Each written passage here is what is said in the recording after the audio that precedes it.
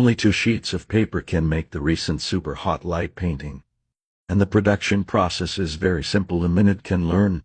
Seize the time to make a best gift before Father's Day.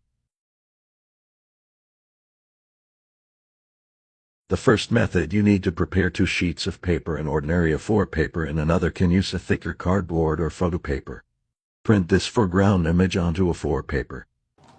Then print the lighting photos on heavy cardstock or photo paper. I have organized all the pictures in the file. If you need, please come to my homepage to download. Print them and cut them out, then merge them like this and you're ready done. Turn on the light to try the effect. Looks good, so I need a cardboard fixed it. They can be glued together with.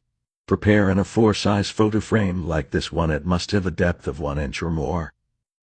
Stick the LED strip on the bottom. It can put dry batteries or rust interface.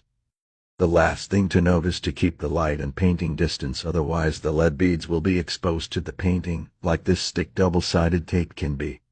Congratulations on completing the last step. Come and enjoy your work.